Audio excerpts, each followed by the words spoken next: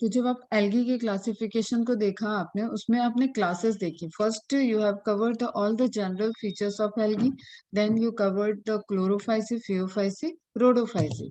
तो एज पर Chlorophyceae and Phaeophyceae, Rhodophyceae, आपने कुछ एग्जांपल्स देखे होंगे, और जो उनका मेजर बेसिस ऑफ क्लासिफिकेशन है, that is the pigment and store food. Okay, उसमें भी एक को अगर प्रायोरिटी देना होगा तो फर्स्ट पे पिगमेंट, सेकंड में स्टोरेज फूड। फूड स्टोरेज किस फॉर्म में, यहाँ पे ये बहुत फेवरेट क्वेश्चन है मैनिटोल फियोफाइसी का, एंड फ्लोरिडियन स्टार्च रोडोफाइसी का। ओके, ठीक है बेटा। फिर फ्लैजेला से भी रिलेटेड ये जो आपकी है अनइक्वल लैटरल और एब्सेंट, ये इंपॉर्टेंट इंफॉर्मेशन है।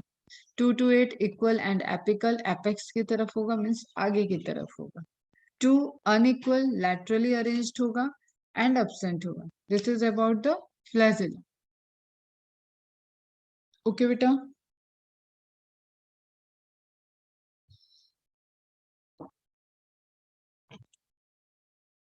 ओके, फिर ये कुछ एग्जांपल्स हैं आपके, ये काफी इंपॉर्टेंट है।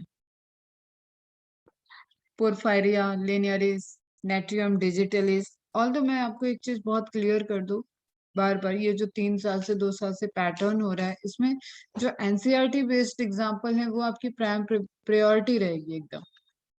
आपको एग्जांपल्स के लिए ये नोट्स बना लो, आप देख लो, 2 बार पढ़ लो। कभी बहुत ऐसे कहे ना कि बाउंसर क्वेश्चन एकदम आपके एनसीईआरटी के बाहर का ही कुछ पूछा है और ऐसे ही क्वेश्चंस आ गए हैं, या मैच द कॉलम में कहीं हमें ये इन्फॉर्मेशन काम लग रही है, तो जस्ट उस तरीके से आपको ये पढ़ना है, क्योंकि मैं तो डिटेल पढ़ाना नहीं बंद करूंगी बेटा। मुझे थोड़ी पता है कि अगले साल एग्जाम जो होने वाला है वो एनसीईआरटी बेस्ड आएगा या नहीं आएगा। हाँ, इतना जरूर पता है मुझे कि 80+ क्वेश्चन तो एनसीईआरटी से आने वाले हैं, लेकिन मैं तो 90 क्वेश्चन तक का फाइट रखती हूँ। मेरे बच्चे तो 90 तक जाते हैं। तो वो जो आपके 10 या 5 क्वेश्चंस रहेंगे आउट ऑफ एनसीईआरटी, और वो जो एमबीबीएस फर्स्ट ईयर में मेरे बच्चे पहचाने जाएंगे कि हाँ ये कैसे पढ़ के आए हैं, बायो का बेसिक्स इनका कैसा है, उसके लिए मैं इतनी मेहनत करती हूँ। अदरवाइज ये सारे एग्जाम्पल्स की आपको कहीं नीड नहीं आने वाली बहुत ज्यादा। समझना इस बात को, इसलिए आप भी थोड़ा सा इसका नोट्स बनाओ, पढ़ाई करो अच्छे से, पढ़ते चलो, कोई दिक्कत नहीं है। प्लांट बॉडी मैंने बताया था हैप्लॉइड है, यहीं पे आपको आया होगा पोस्ट फर्टिलाइजेशन वाली, अगर कुछ मैंने उसमें लेक्चर में बताया होगा तो मैंने बताया होगा अल्टरनेशन ऑफ जनरेशन एंड कहाँ पे जाइगोट है, डिप्लॉयड क्या है, हैप्लॉइड क्या है, ये हो सकता है आपसे मैंने बात की हो। तो सिंपली आप जो सेक्सुअल मोड ऑफ रिप्रोडक्शन देख रहे हो वहां पे, इस केस में भी क्या होगा, फ्यूजन ऑफ गैमेट होगा। फ्यूजन ऑफ गैमेट होगा तो गैमेट तो ऑलरेडी, एल्गी क्या है, पेरेंटल बॉडी इज हैप्लॉइड, तो एल्गी से बनने वाला गैमेट अपने आप ही हैप्लॉइड होगा, तो no need of meiosis before the formation of gamete, और you can say no need of meiosis division in gametogenesis. Gametogenesis is the process of gamete synthesis. So no need of meiosis in gametogenesis. We can say, okay, what is the reason? Because the plant body is itself haploid, or gamete is universally haploid. There is nothing like half n. तो आप यहाँ पे कोई meiosis करोगे। Then जो fusion of gamete होगा, male gamete और female gamete fuse करेंगे तो आएगी कंडीशन जाइगोटिक कंडीशन। उस केस में क्या होगा, ये डिप्लॉयड होगा। अब क्योंकि प्लांट बॉडी थी हैप्लॉयड, इसलिए जाइगोट को करना होगा मियोसिस। तो अल्टरनेशन ऑफ जनरेशन में मैंने एक ग्लिम्स बताया था आपको, हैप्लॉन्टिक लाइफ साइकिल। तो ये लाइफ साइकिल क्या है, ये डोमिनेटिंग हैप्लॉन्टिक है। You can't say diplontic stage individually, haplontic.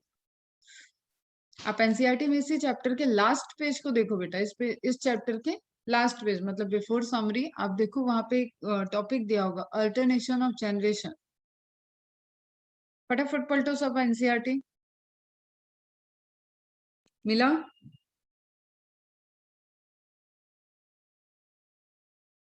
Last chapter के एंड में लिखा होगा अल्टरनेशन ऑफ जनरेशन,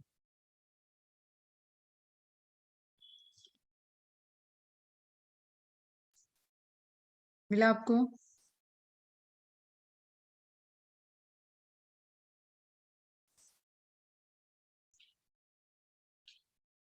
ओके, मिल गया।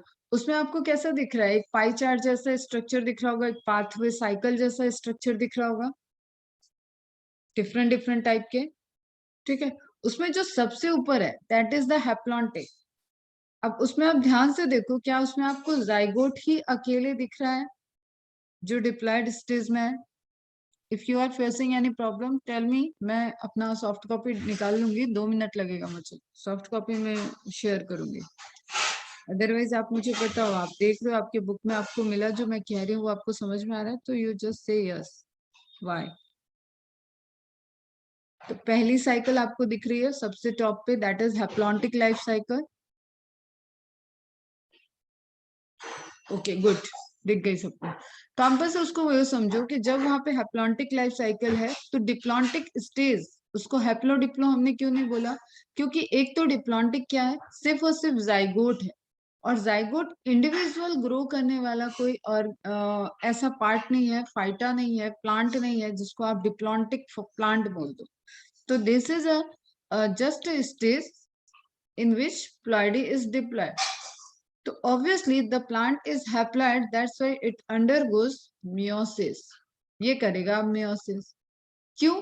क्योंकि इसको जो आगे के कंडीशन स्ट्रक्चर बनाने हैं जिससे पूरी की पूरी प्लांट बॉडी डेवलप होगी, उसको हैप्लॉइड करना पड़ेगा। ओके बच्चा, क्लियर है? Is it clear?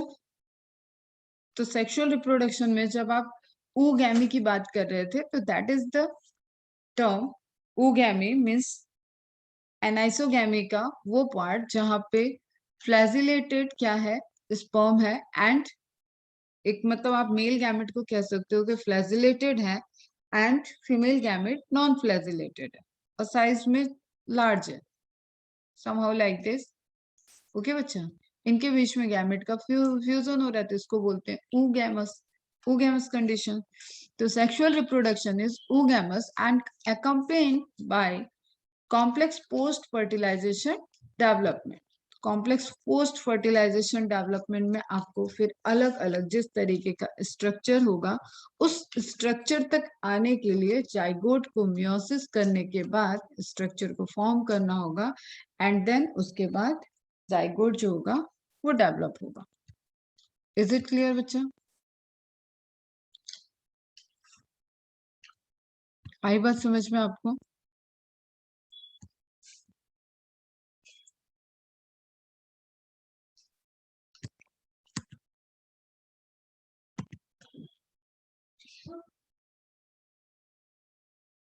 ठीक है, कॉम्प्लेक्सिटी इज लाइक जैसे आप हायर में देख रहे हो, देखो जो हैप्लॉन्टिक है ना वो फुल्ली डिप्लॉन्टिक जैसे आगे है, कोई अगर फुल्ली डिप्लॉन्टिक है इसका मतलब उसको डिप्लॉयड प्लांट बॉडी बनाने के लिए कॉम्प्लेक्सिटी में आना पड़ रहा होगा, जिसमें आप टर्म लेते हो जाइगोट का development, zygotic mitosis, zygotic embryonical development, organogenesis, इस तरीके की बात करते हो क्योंकि वो हायर है। तो वो हायर में क्या होता है ना, जाइगोट बनना is easy, but after fertilization post fertilization development जो होते हैं वो कॉम्प्लेक्स होते हैं। सेम वे में अभी आपको क्या दिखेगा कि जो पोस्ट फर्टिलाइजेशन डेवलपमेंट है, यहाँ पे रिक्वायरमेंट ये है कि इसको डिप्लॉयड से हैप्लॉयड होना है। दैट्स वाई ये वाली चीज जो मियोसिस होना है that is the complex phenomena. Okay, ठीक है, फिर आपको एग्जांपल याद रखना है, पॉलीसाइफोनिया, पोरफायरा, ग्रेसिलेरिया एंड जेलेडिया। ये आपके बहुत इंपॉर्टेंट इकोनॉमिकल इंपॉर्टेंस के भी पॉइंट ऑफ व्यू से एग्जांपल्स हैं, ये सब आपको एग्जांपल में मिले होंगे, मतलब ये इंपॉर्टेंट पॉइंट्स में मिले होंगे।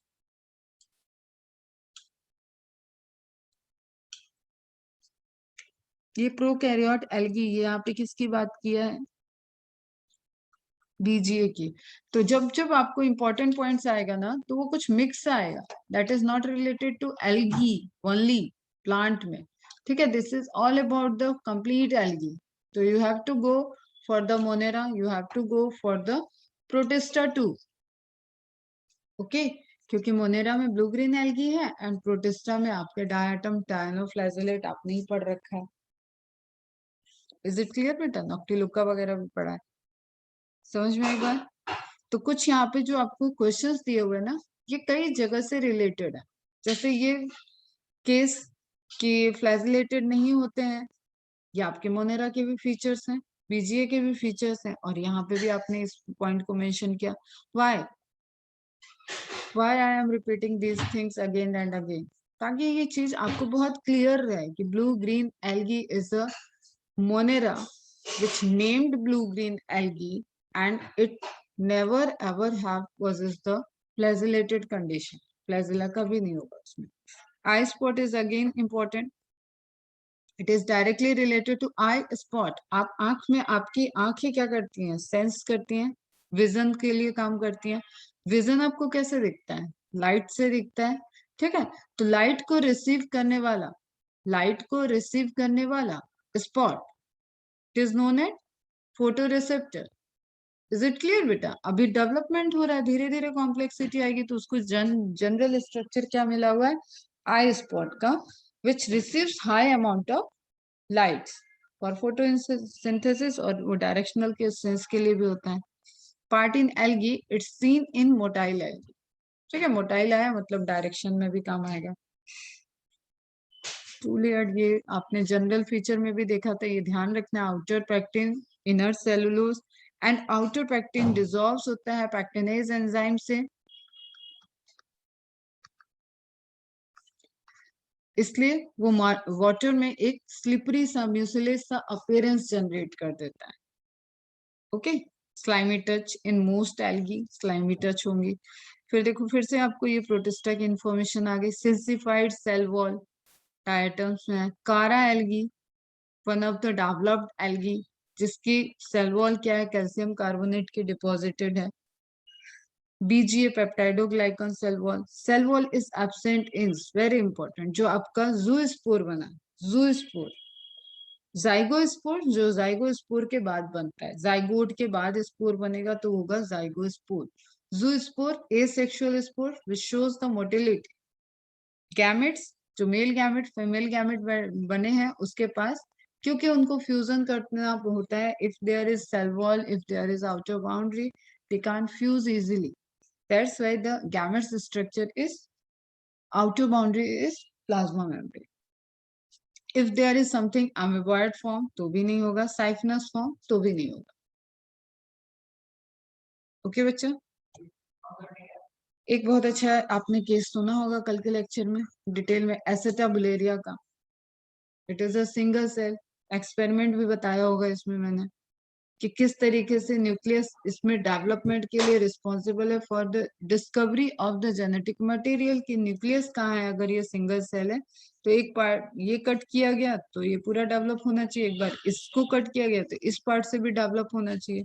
तो इस पार्ट से नहीं डेवलप हुआ, इसका मतलब ये प्रूफ हुआ था कि जो इसका लोअर सबस्ट्रेटम वाला पार्ट है, that part possess the nucleus. कल के लेक्चर में बताया है ये क्या, या नहीं था? होगा जहां तक।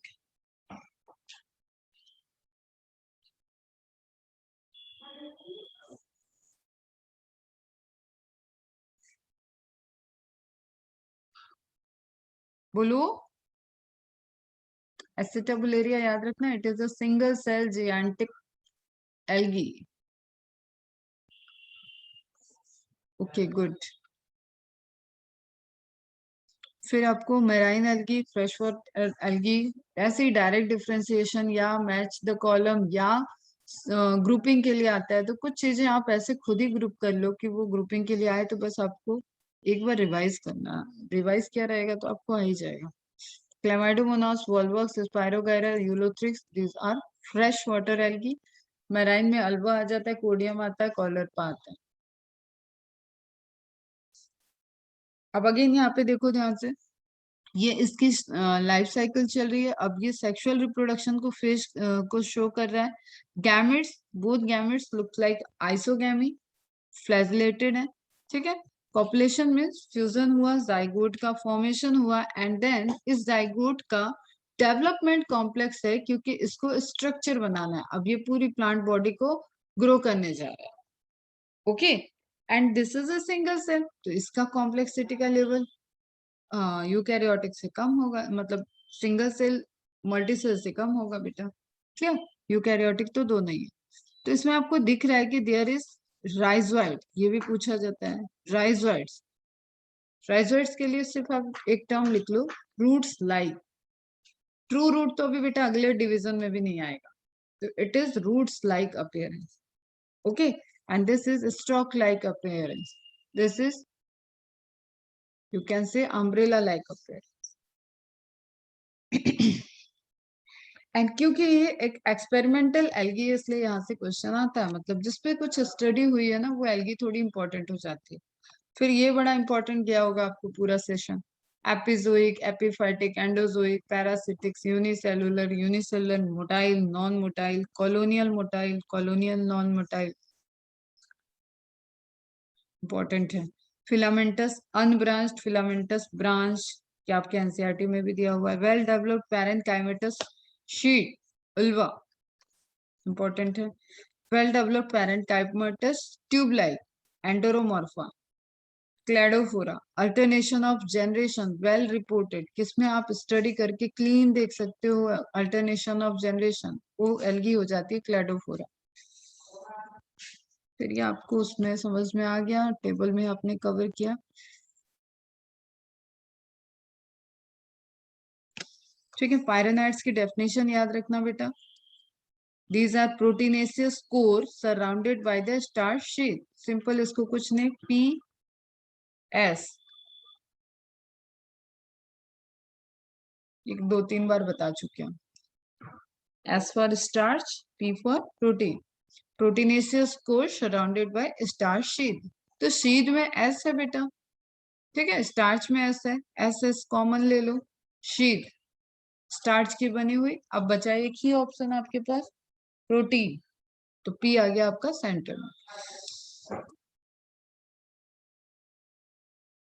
ओके, फिर ये आप टेबल में भी देखोगे आपको मिलेगा, ए को मैंने बोला था यूनिवर्सल रखना, chlorophyll pigment, then B C D E, B Chlorophyceae, C add हुआ, ब्राउन एल्गी आया, डी ऐड हुआ, रेड एल्गी आया, एंड देन एक आपको एडिशनल और नोट डाउन कर लोगे तो अच्छी बात है, येलो ग्रीन एल्गी। ऑल दो बेटा फिर से हम बता दें आपको, जो इस क्वेश्चन को आंसर करने के लिए जहां से हेल्प मिलेगी वो क्या है, given table of NCERT, this table, ठीक है, A B A C A D.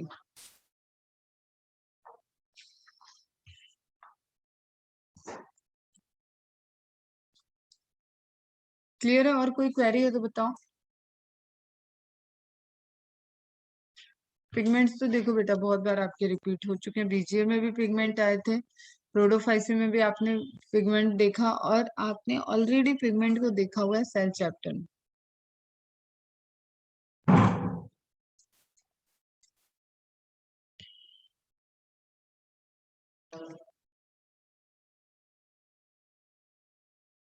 ये एडिशनल पिगमेंट है, थोड़ा सा एडिशनल इंफॉर्मेशन है।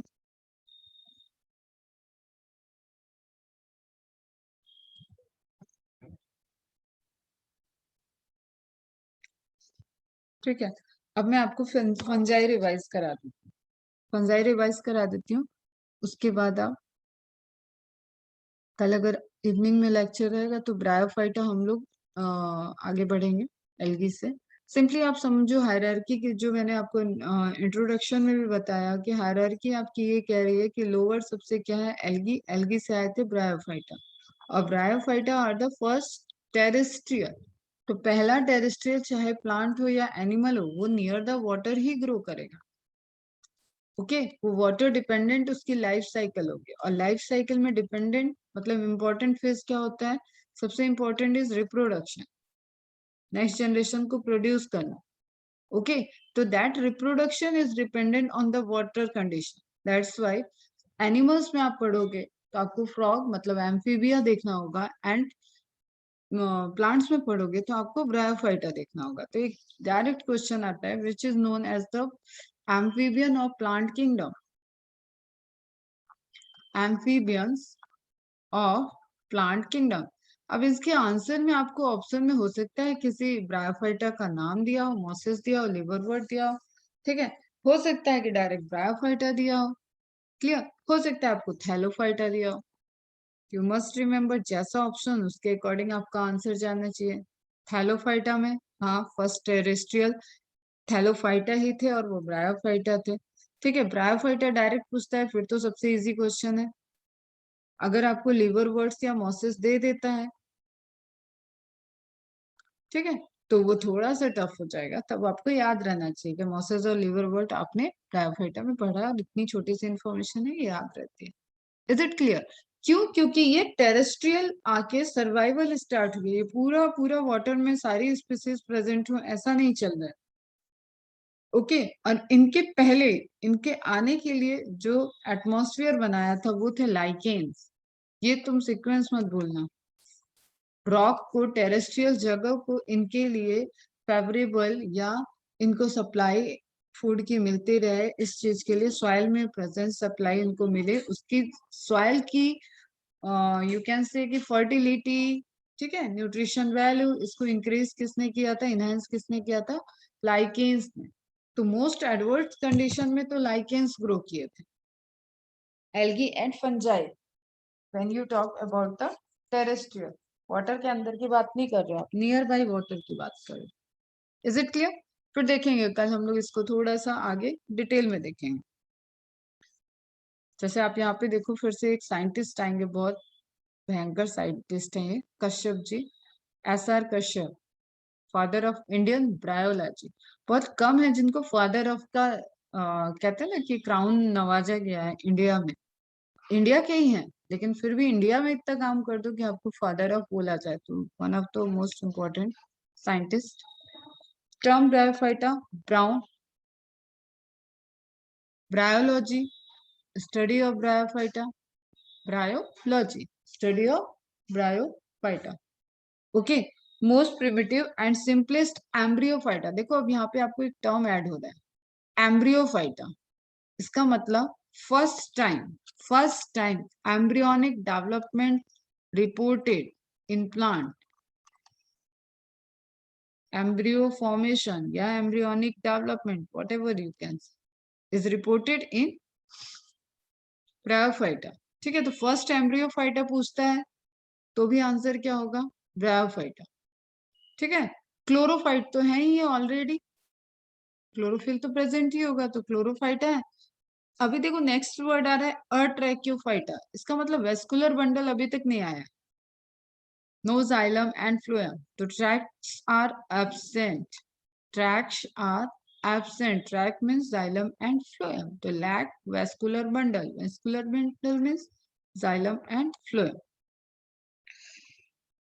ओके, अब यहाँ पे आपको अल्टरनेशन ऑफ जनरेशन थोड़ा सा दिखेगा कि स्ट्रक्चर दिखेंगे स्पोरोफाइट गैमेटोफाइट के अलग अलग, तो हम लोग इन सब में बात करेंगे। Okay, most are terrestrial, mosses क्यों बोल रहे हैं, कैसे बोल रहे हैं, क्या हैबिटेट है, ये कल देख। Any query related to algae?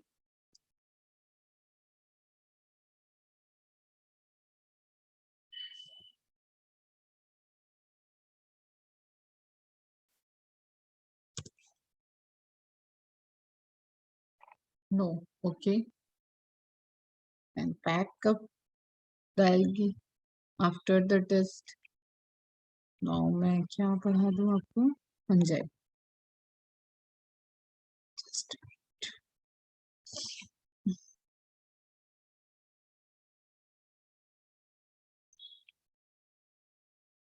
क्या वो फंजाई थोड़ा टफ लग गया क्या?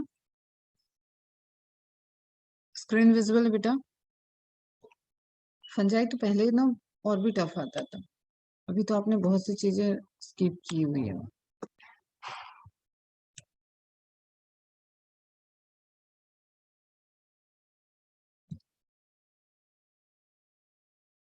लिटिल बिट जाना भी चाहिए, जो बहुत ज्यादा यूबिक्विटस होता है ना।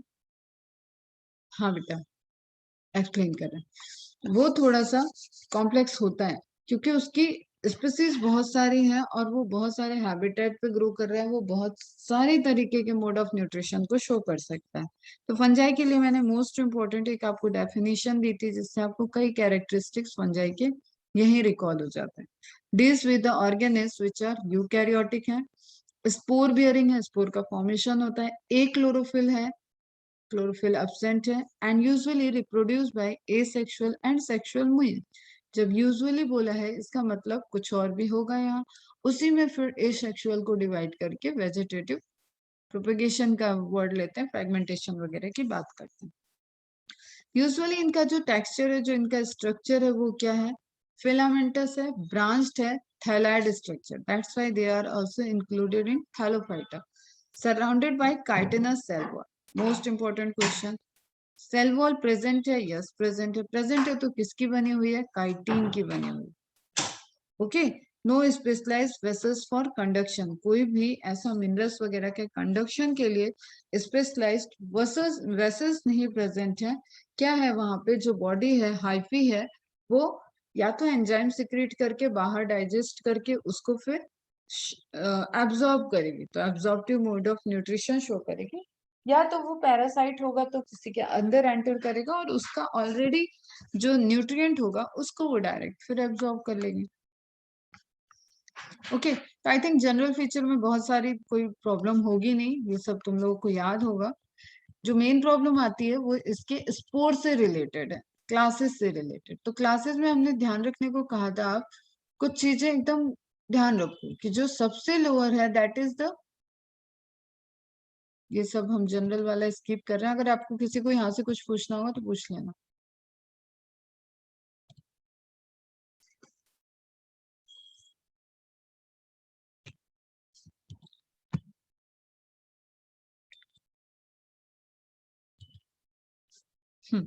ठीक है, क्लासेस में आपको जो मोस्ट जनरल है दैट इज फाइकोमाइसिटिस। फाइकोमाइसिटिस के लिए मैंने बोला इंफॉर्मेशन याद रखना है, this is the first primitive basis of classification, on the basis of classification which deals with the nature of hyphae, ठीक है, structure of hyphae, either it is septate और aseptate। ओके, सेप्टा है मतलब compartment present है, तो nucleus अलग अलग compartment में प्रेजेंट होंगे। एसेप्टेड है मतलब कोई कंपार्टमेंट नहीं है, इंटरनली बाहर की तरफ हाइफी की वॉल है, और उस कंडीशन में कई सारे सेल के न्यूक्लियस वहां पे प्रेजेंट होंगे, और उसको आप बोलोगे सिनोसिटिक। ओके, तो it is multicellular without internal septation structure, that's why it looks like a coenocytic structure.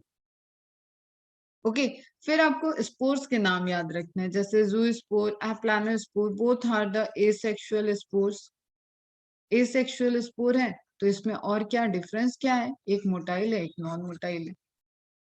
A plano जो मूव नहीं कर सकता है, ए प्लानो मीन्स मूव, तो प्लानोस्पोर अगर आता है तो that is again a different type of zoospore के कंडीशन में आ जाता है, जो मूवमेंट को शो कर सकता है।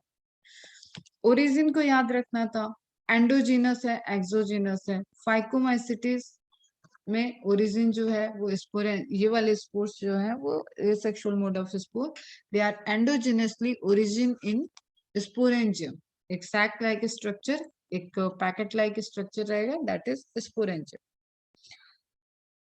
Zygospore, fusion by two of two gametes, इसका मतलब जाइगोस्पोर जो है वो सेक्सुअल स्पोर में आ रहा है। फिर फर्दर जो हायर क्लासिफिकेशन है फंजाई का, that is based on the spore.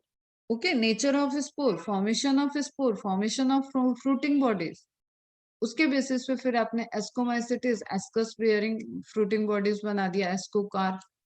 Basidiomycetes, basidiocarp से रिलेटेड, बेसिडियोस्पोर को फॉर्मिंग करेंगे। तो यहाँ पे फिर से वही कहानी है, इस पे भी नहीं रुकते हैं, iso and iso iso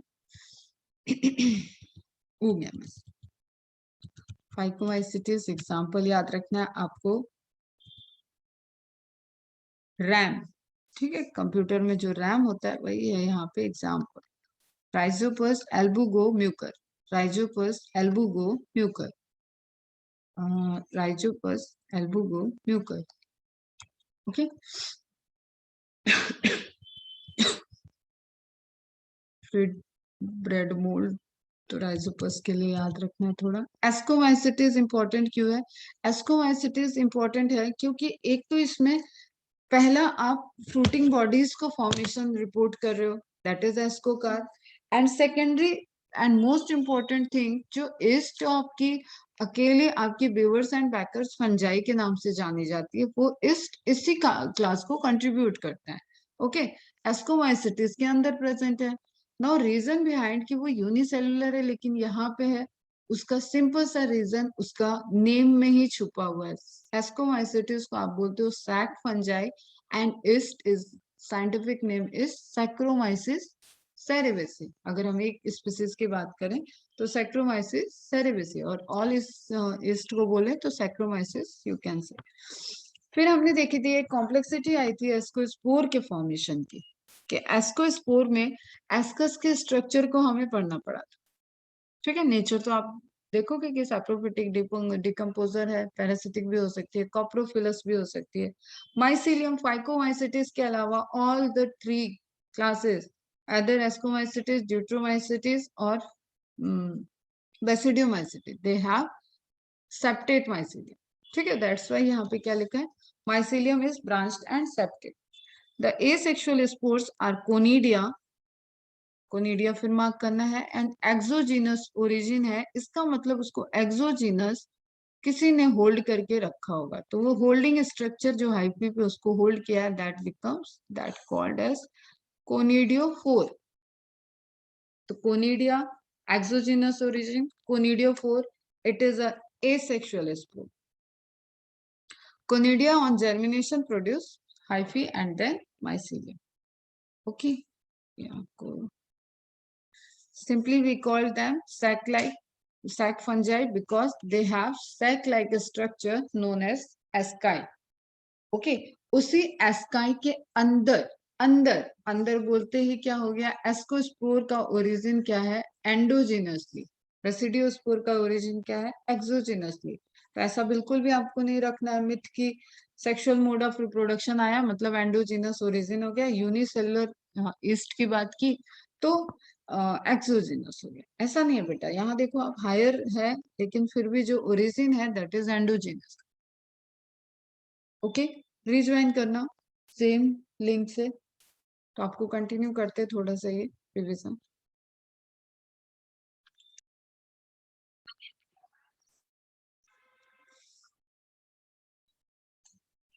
okay, तो एस्कोमाइसिटिस के कैरेक्टरिस्टिक्स या एस्कोमाइसिटिस उसको नेम क्यों दिया गया है, because the formation of ascospore. Okay, और एस्कोस्पोर जो बनता है वो एंडोजीनियसली बनता है, किस में, सैक लाइक स्ट्रक्चर में, दैट्स व्हाई एस्कोमाइसिटिस की फंजाई को हम बोलते हैं sac fungi. Okay, endogenously origin क्यों है, क्योंकि सैक के अंदर है, उस सैक को क्या बोलते हैं, asci. Group of sac is known as asci. Okay, asci मतलब group of ascus you can write, and एक सिंगल को क्या बोलते हैं, ascus। ना यहाँ पे आपका जो डिवीजन था उस डिवीजन को समझना था, ये तो आपके एनसीईआरटी के पॉइंट है, डायरेक्ट आपके fruiting bodies ascocarp, Aspergillus, Claviceps and Neurospora. ACN RAM होता है फाइकोमाइसिटिस, ACN है आपका एस्कोमाइसिटिस, एनसीईआरटी में दिया हुआ। एंड उसके बाद यहाँ पे और क्या रखना है आपको याद, ऊपर की तरफ ईस्ट लिखो, पेनिसिल अस्परजिलस नाइजर याद रहना चाहिए, पेनिसिलियम नोटेटम, आप यूज से आपको याद आया कि उसका भी नाम आ गया यहाँ पे।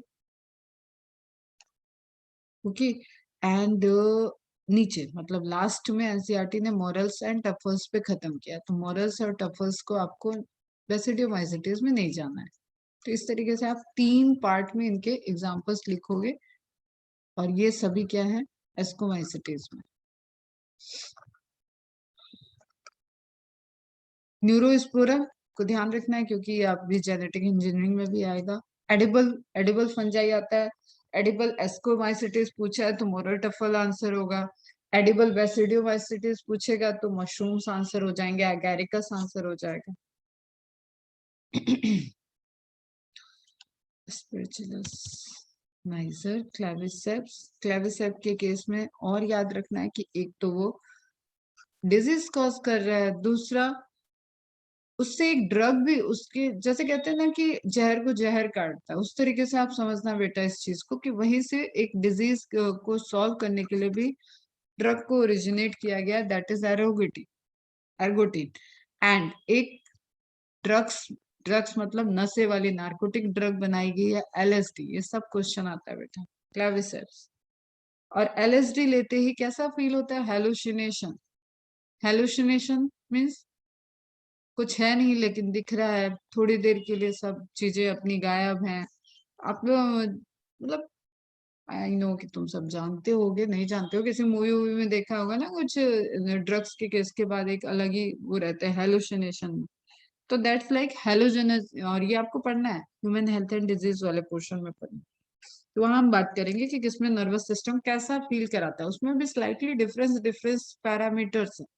ठीक है, कि आपके न्यूरॉन्स आपको नहीं सोचने दे रहे हैं, या आपका पल्स रेट पे कुछ वर्क कर रहा है, तो there are different different mode of action की वो किस तरीके से वर्क करे। न्यूरोस्पोरा तो मैंने बताया कि जेनेटिक इंजीनियरिंग से रिलेटेड है। एर्गोट फंगस, क्लेविसेप्स, फैक्ट आपने देखा था। एस्कोमाइसिटीज में आपने ईस्ट को देख लिया और ये सारी बातें हो गई। राइबोफ्लेविन और थोड़ा सा इससे रिलेटेड। तो एस्कोमाइसिटीज से किसी को कोई पूछना है? पूछना चाहिए था, आया ही नहीं, वो आगे शायद ऐड है। डिवीजन वाले पे आ जाती हूँ मैं, फटाफट आपको बता देती हूँ।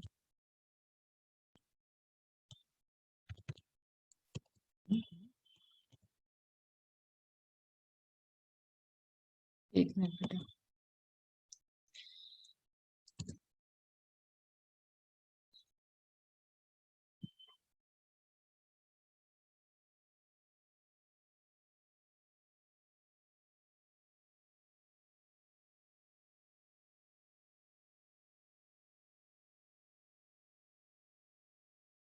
स्क्रीन विजिबल है?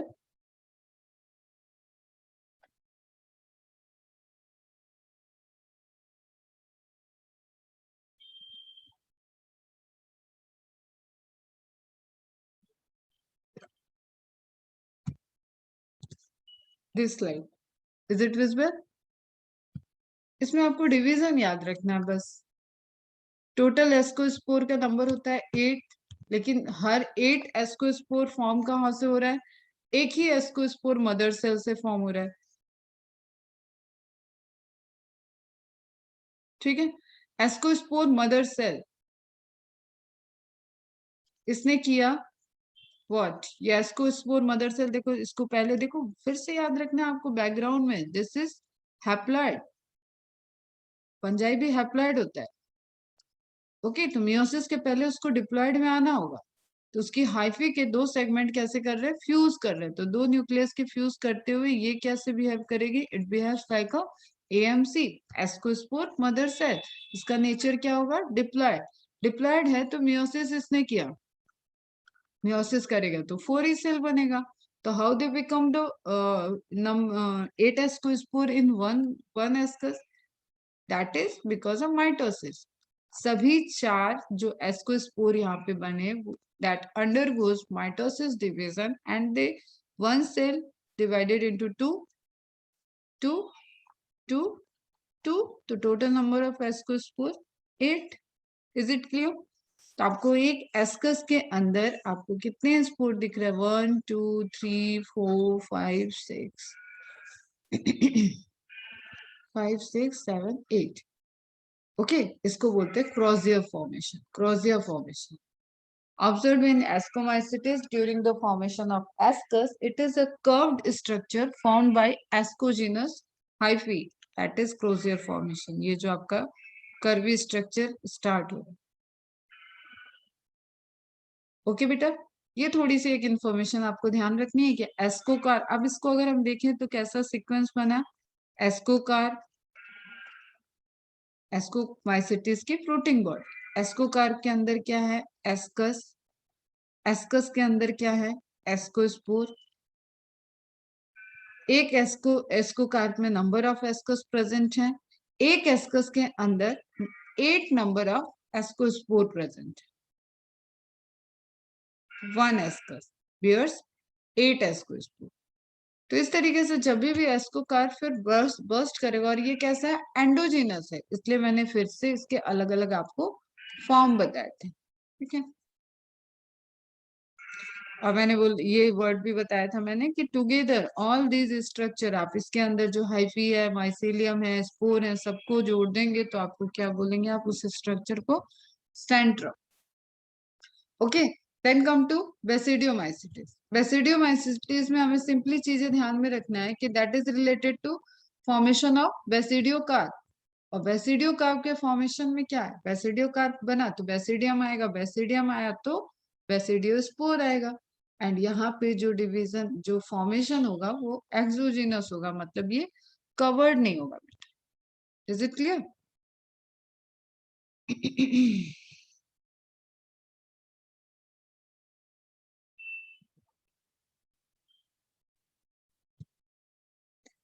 और बेसिडियोमाइसिटिस के केस में एक आपको डॉलीपुर सेप्टम भी याद रखना है, डाइकारियन स्ट्रक्चर याद रखना है, और फ्रूटिंग बॉडी से रिलेटेड आप बात करोगे तो बेसिडियोकार्प। तो यहाँ पे सीक्वेंस कैसा होगा, basidiocarp first outer and then it forms basidium, ठीक है। बेसिडिया के अंदर क्या होगा, एक्सोजीनसली, अंदर मतलब बेसिडिया अगर स्ट्रक्चर है तो उसके ऊपर, क्योंकि एक्सो है मतलब बाहर की तरफ, लेकिन उस स्ट्रक्चर पे डिपेंडेंट, तो basidium and then it bears basidiospore, और यहाँ पे एक मदर सेल और सिंपली मियोसिस, तो बेसिडियोस्पोर का नंबर क्या होता है, 4। ये related question.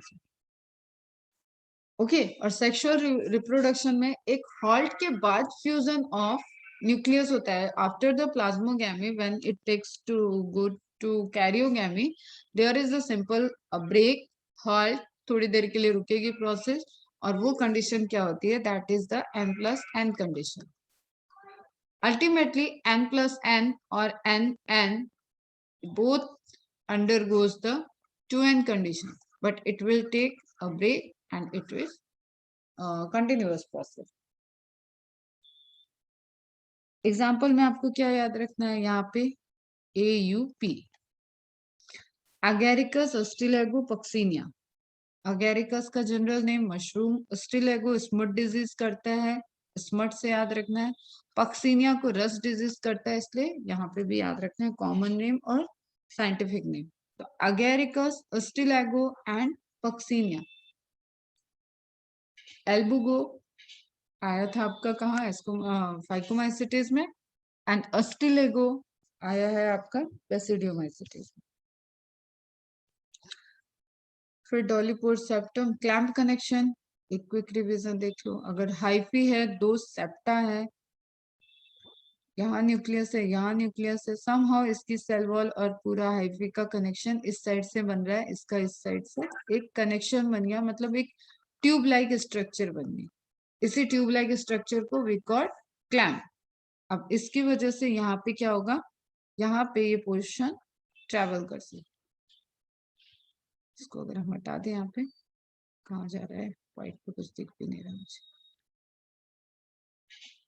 Okay, now you can see कि न्यूक्लियस को मूवमेंट करने के लिए या वहां का जो प्लाज्मा है उसको मूवमेंट करने के लिए एक जगह मिल गई, तो ये यहाँ से मूव कर जाएगा यहाँ, तो इस पर्टिकुलर चैम्बर में फिर से क्या हो जाएगा, n+n कंडीशन। इस केस में इसको बेसिडियम भी कहते हैं।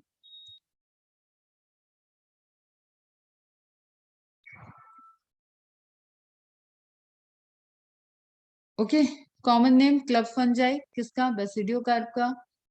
सैट फंजाई एस्कोकार्प का। एल्गी फंजाई फाइकोमाइसिटीज में फाइको वर्ड जो है वो एल्गी से रिलेटेड है।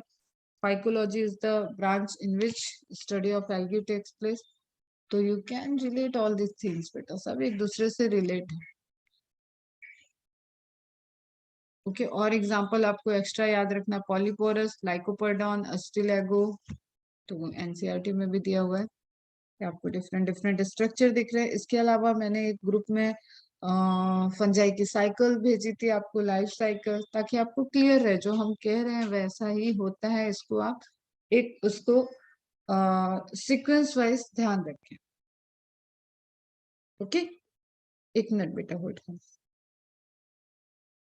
ठीक है, क्लियर है। अब बताओ, मुझे कुछ पूछना है तो तुम लोग बताओ। दिस इज फ्रूटिंग बॉडी जिसको आप बोल रहे हो। यहीं पे ये गिल्स होते हैं, ये बेसिडिया है, यहाँ पे बेसिडियम का फॉर्मेशन होगा, बेसिडियम में स्पोर्स का फॉर्मेशन होगा। And number of spores in basidiocarp in one basidium is 4, ascus में 8, meiosis after followed by the mitosis, and in case of basidia there is only meiosis takes place। Last में आपका Deuteromycetes होता है। Deuteromycetes कोई ऐसा बड़ा वाला classification नहीं है कि इसमें कुछ आप रखे हो, जस्ट सेप्टेशन है, ये ध्यान में आपको रखना है। एंड जो रिप्रोडक्शन है उसमें कोई भी सेक्सुअल रिप्रोडक्शन नोन नहीं है, इसलिए वो एक अलग से प्लेस्ड है ग्रुप में ड्यूट्रोमाइसिटी। और जैसे ही इसमें से किसी भी फंजाई में कोई भी सेक्सुअल रिप्रोडक्शन रिपोर्टेड हुआ तो उसको शिफ्ट किया जाएगा उसके सेक्सुअल रिप्रोडक्शन के according. This is question, this is very important question कि why deuteromycetes is not shifted into phycomycetes after reporting the sexual reproduction, क्योंकि फाइकोमाइसिटीज में भी सेक्सुअल रिप्रोडक्शन हो रहा है, गैमेट फ्यूजन हो रहा है। That is because they have septate mycelium and phycomycetes have aseptate. तो बेसिक क्लासिफिकेशन का जो पैरामीटर था उसको फाइकोमाइसिटीज फॉलो नहीं करता है यहाँ पे ड्यूट्रोमाइसिटीज के केस में। दैट्स वाई जब भी सेप्टेट में सेक्सुअल रिप्रोडक्शन रिपोर्टेड होगा तो either it will go in ascomycetes और it will go in basidiomycetes. Okay, तो ड्यूट्रोमाइसिटीज में आप इम्परफेक्टिव फंजाई इम्परफेक्टिव बोलते हो। सिंपली यहाँ पे जो फंजाई है उनका सेक्सुअल मोड ऑफ रिप्रोडक्शन नहीं नोटेबल हुआ है, इसलिए उसको शिफ्ट नहीं करते और यहाँ रखते हैं, और जैसे ही मिलेगा उसको शिफ्ट करेंगे। फिर यहाँ पे एक लाइन दी हुई है, ये इंपॉर्टेंट थी।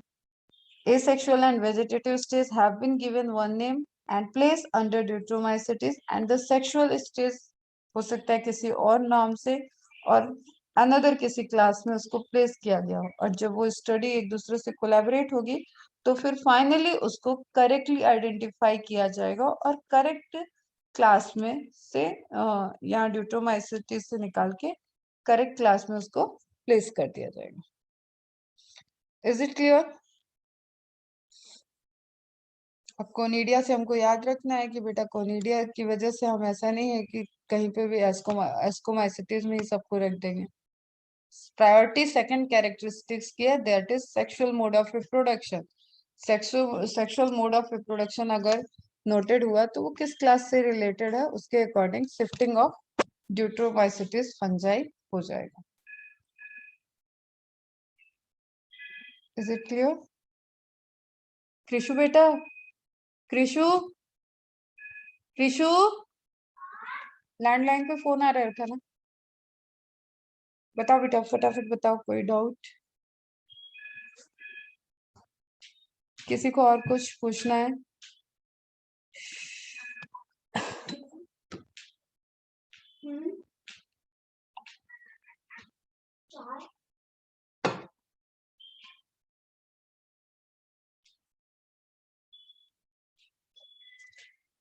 शाइना हर्षिता के अलावा किसी का कोई रिप्लाई नहीं आ रहा है, तो मैं ये मान लूं कि सबका सब कुछ तैयार है, अभी किसी को कुछ पूछना नहीं है।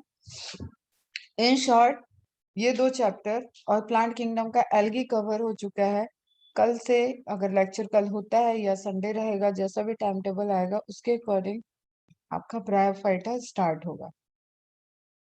Okay, is it clear? इसके अलावा भी किसी को कोई डाउट होगा, just send me the doubts, I will see and answer. Group में भी भेज सकते हो, आपस में ग्रुप में भी डिस्कस कर सकते हो। चलो बेटा, ऑल द बेस्ट, कल अच्छे से पेपर देना। अगेन मैं आपको एक डिस्क्लेमर दे दूं कि अभी तक आंसर की मेरे पास नहीं आई है, तो देयर